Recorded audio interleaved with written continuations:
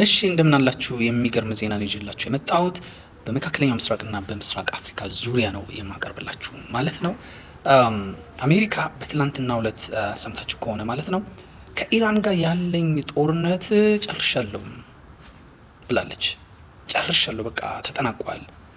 የውጭ ጉዳይ ሚኒስትሩ፣ የጦር ሚኒስትሩ፣ ፔንታጎን ማለት ነው ባለበት በይፋ ጨርሰናል። ካሁን በኋላ የመከላከል እንጂ የማጥቃት ነገር አይኖርም። መከላከል ራሳችንን እንከላከላለን እንጂ ኢራን ካልተኮሰችብን በስተቀር አንተኩስም ብሏል። በቃ አለቀ።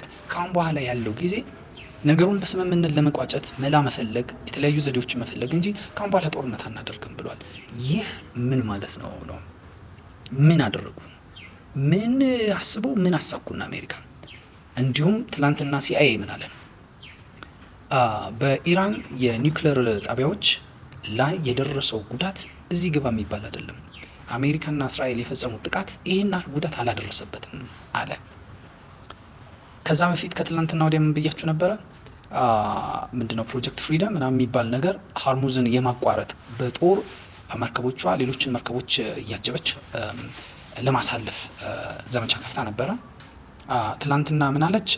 አይ ኢራን ውይይት ያስፈልገናል ስላለች ለጊዜው አቁመነዋል አለ።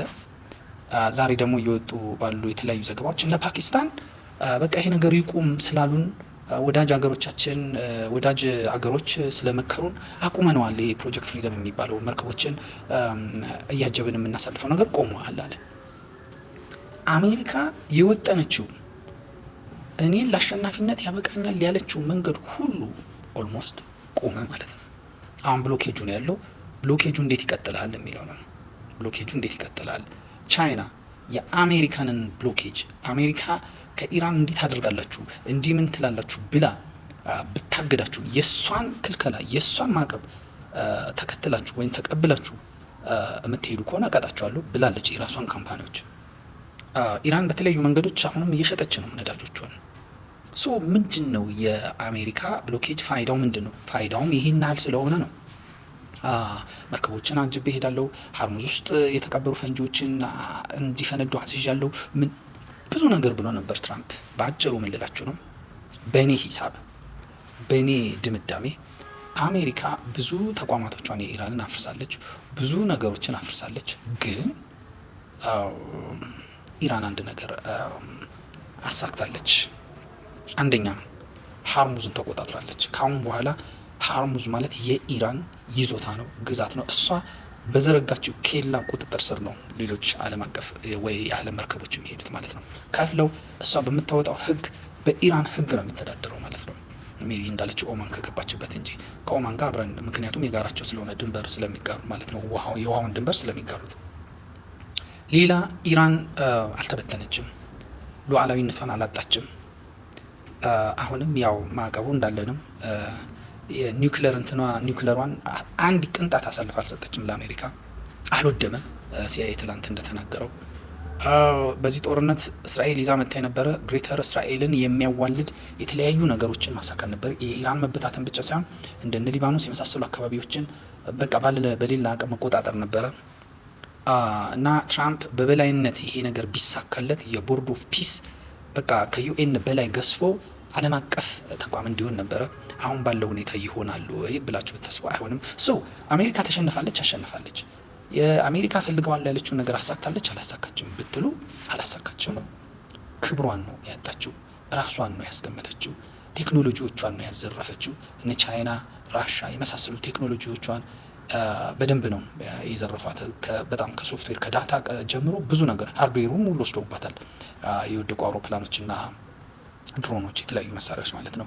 እና አሜሪካ ምን አገኘች ብትሉ እኔ ምን እንዳገኘች ብዙም አልታየኝም። ክብሯን ነው ያጣችው።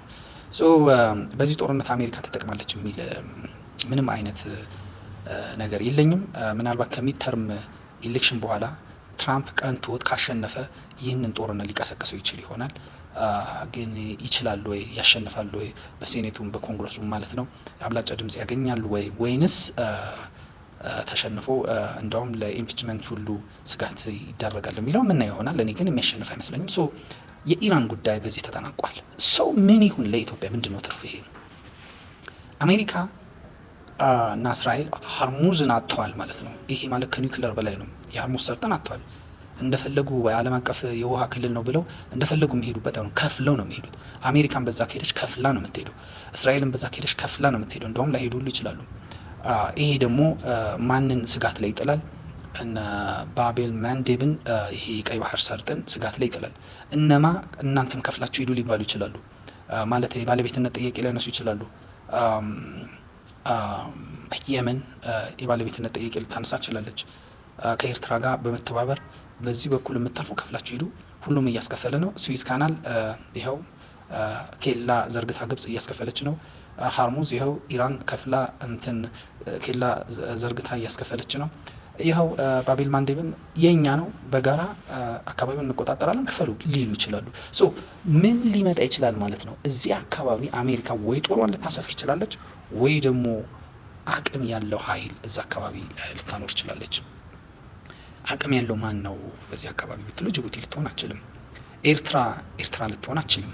ኤርትራ አቅም የላትም። ነገር ግን ኢትዮጵያ አቅም ከሌላት ኢትዮጵያ ለዚህ ለአሜሪካ በዚህ አካባቢ መጠጊያ በምትፈልግበት ጊዜ ኢትዮጵያ ሬዲ ሆና ራሷን ካላዘጋጀች ኤርትራ አሜሪካ እዛ አካባቢ አዲስ ጂኦግራፊ ሊሰሩ ይችላሉ። እስራኤል አዲስ ጂኦግራፊ ለመስራት እየጣረች ነው። እሱም ማን ነው? ሶማሌላንድ ነው።